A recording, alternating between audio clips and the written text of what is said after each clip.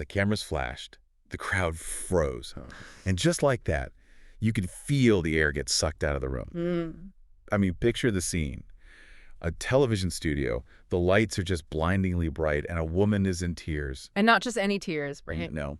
This is a beloved soap star, someone we all kind of watched grow up on screen, breaking down on national television. And there's this one word just hanging in the air, a word that, dominated the headlines, makes PR teams sweat. Oh, it sends the tabloids into an absolute frenzy. Throuple. Throuple. It's a word that suggests this, like very modern, very complex geometry of love. But in that moment, under those hot studio lights, she wasn't just dropping a buzzword. She was admitting to falling in love with a man who, well, belonged to someone else. And she described a connection that was fire, but at the same time was revealing a reality behind closed doors that was actually much, much darker. It creates this incredible tension, doesn't it? Because on the surface, you've got the glossy, scandalous headline. But underneath, you have a woman just navigating the complete collapse of her entire life's narrative. Welcome to StarScope Report. We uncover Hollywood drama, music industry shakeups, and those viral influencer scandals you can't stop watching. From red carpet surprises to social media controversies, we dive deep into the stories behind the fame.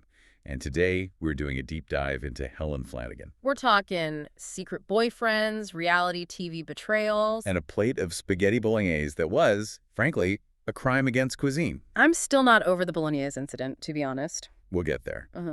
But before the pasta disasters, we have to start with the emotional core of this story, because this isn't just about a dating show. No.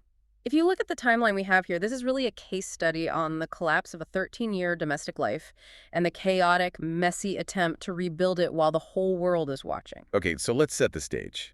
Most people know Helen Flanagan from Coronation Street. She was Rosie Webster, chaotic, charming, bit of a diva. Right. And then she became the ultimate wag. Engaged to footballer Scott Sinclair for 13 years.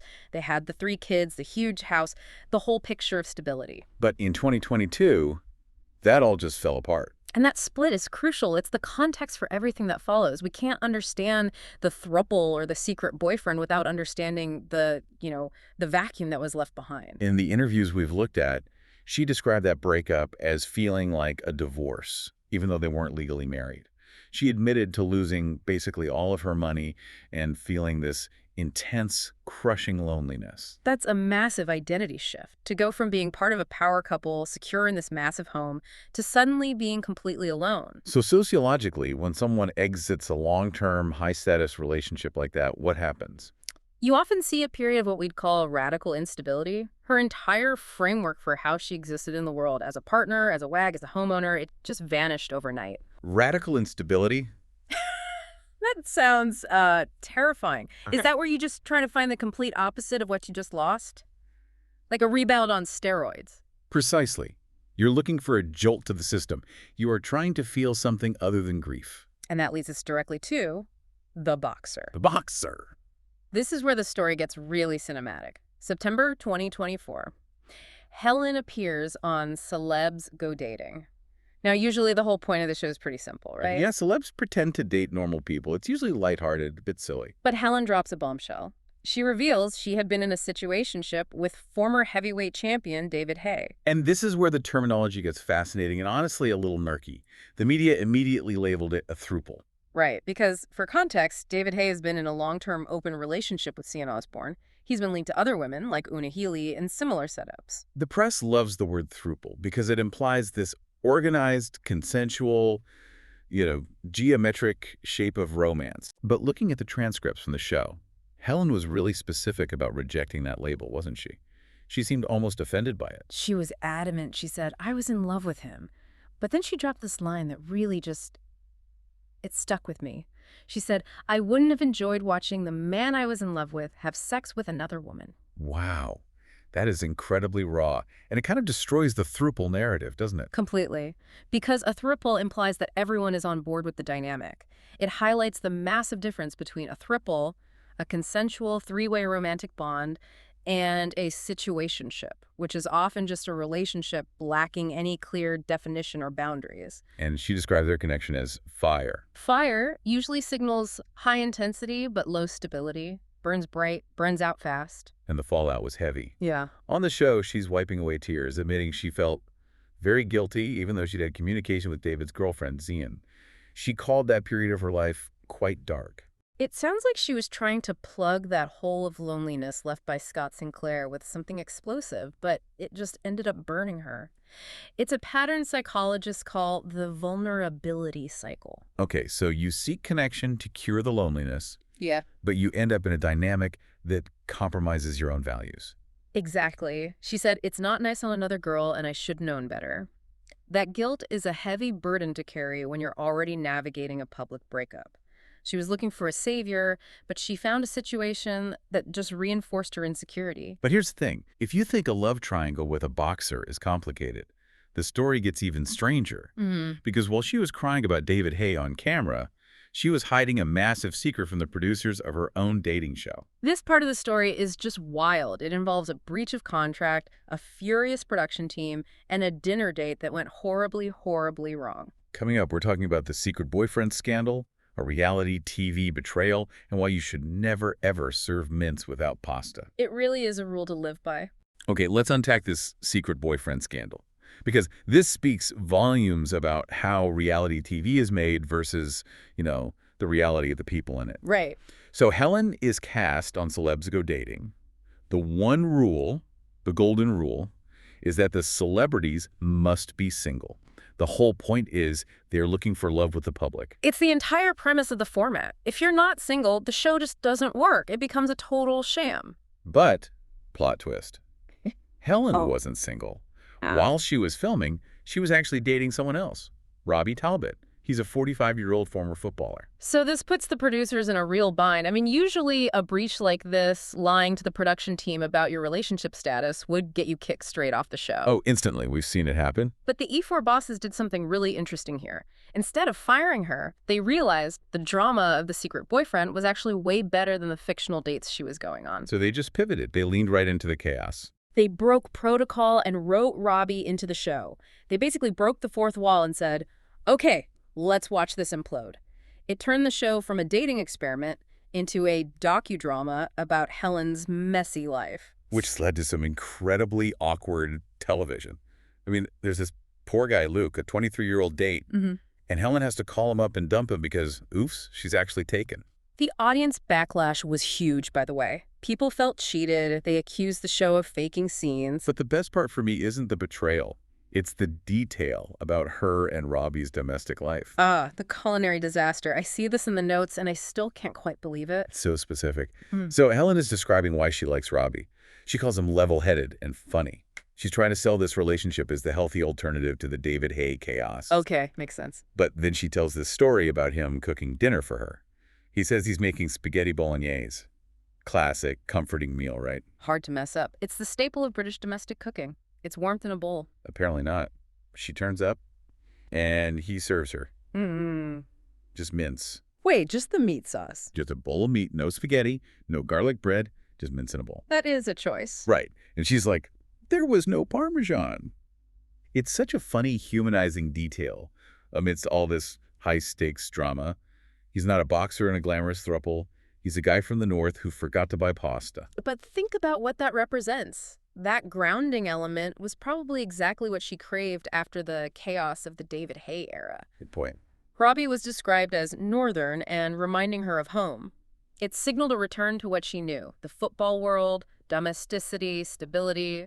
Even if the cooking was questionable, it was normal. It was a safety net. She was trying to recreate the domestic life she lost. But as we know, that relationship lasted about a year. But by May 2025, it was over. And the reason wasn't a scandal this time. It was actually quite sad. It was a fundamental incompatibility. They had a grown-up chat. Helen, despite having 3 kids already, wanted more children.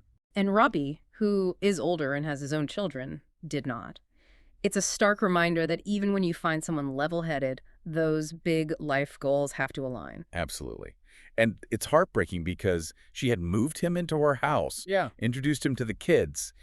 It felt like she was trying so hard to rebuild that family unit. It's like she built a house on a foundation that just wasn't quite dry yet. And speaking of losing houses, love splits are hard, but they're even harder when you're losing your home and your fortune at the same time. Yeah, underneath all the romance drama, there was a financial crisis brewing that explains so much of the stress she was under. Stay tuned to find out why a nativity play sparked a public war of words, and how Helen ended up stranded in France with nothing but a Primark swimsuit. And if you're loving these twists and turns in the world of celebrity dating, make sure you hit that subscribe button. This is what we do. We take the gossip and we find the human truth underneath. Okay, so late 2025 into January 2026. The headline here is basically from forever home to solo survival. And we have to talk about the financial reality because it underpins everything else. Helen admitted she lost basically all my money. Following the split from Scott Sinclair, she had to sell their 8-bedroom forever home. That has to be devastating, not just financially, but symbolically. She talked about the displacement and anxiety of moving. Scott reportedly bought a smaller 4-bedroom house for her and the kids, but the downgrade was public and, painful. It creates what sociologists call status anxiety. Her identity for 13 years was tied to that lifestyle. Losing it forces a reevaluation of who you are. It's a public demotion.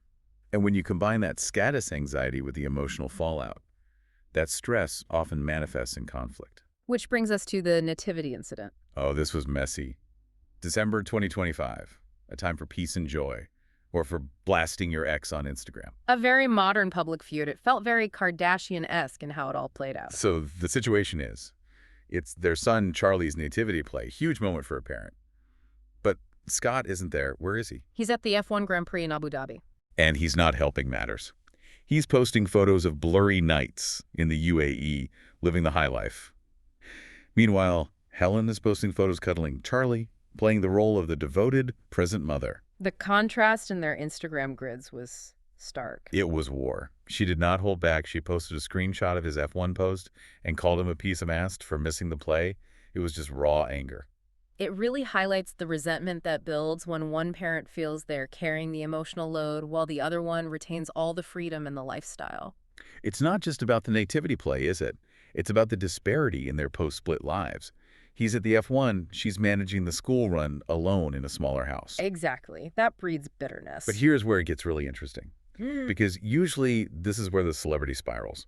But fast forward to right now, January 2026. Helen is rebranding. She's launching a podcast, writing a book called Head and Heart, and she's declared she is done with men for the time being. It's the fearless era. We see this pivot all the time with celebrities who have been through the ringer. They reclaim the narrative. So instead of being the victim of a breakup or a scandal, they become the survivor, the expert on their own trauma. They monetize the mess. And the visuals match the new attitude perfectly. There's this cinematic image of her on a solo trip to Antibes, France. She's wearing a 14-pound blue Primark swimsuit. But she's paired it with Miu Miu sunglasses. That visual is so specific and symbolic, right? The high-low mix. It says, I may have lost the mansion, but I still have the status. I'm still a star. It's a declaration of independence. She isn't hiding the budget swimsuit. She's wearing it as a badge of honor. It makes her relatable, but the Miu Miu glasses keep her aspirational. She's also framing her past struggles through a medical lens now, advocating for PMDD, premenstrual dysphoric disorder. Which is a crucial shift. By attributing some of her past volatility to PMDD, she's depoliticizing her behavior. It's not just bad decisions or drama, it's a health battle. It transforms her from a messy celebrity into a health advocate. And it makes her sympathetic to a huge audience of women who struggle with similar issues. It's smart, but it also feels genuine. It does. She's taking ownership. She's saying, yeah, my love life was a mess. I lost my money. I dated a boxer in a situationship.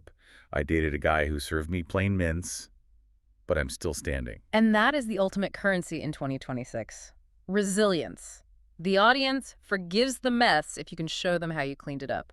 We love a redemption arc more than we love the scandal itself. So we've gone from WAG stability to the fire of the situationship, through the reality TV chaos, and now to this solo independence. What a ride. It really has been. And it raises a bigger question, I think. We love the drama, the headlines, the Throuple rumors, but is this whole confessional arc where a celebrity has to bleed publicly to be forgiven, is it just a survival strategy? Or is it the only way to exist in a world where privacy is basically dead? That is something to think about. Is this the beginning of a true comeback for Helen, or is it just another chapter in the drama? Time will tell. You've been listening to StarScope Report, where we uncover the stories shaping Hollywood, music, and pop culture. Thanks for tuning in. And don't forget to subscribe for more stories that keep the stars shining.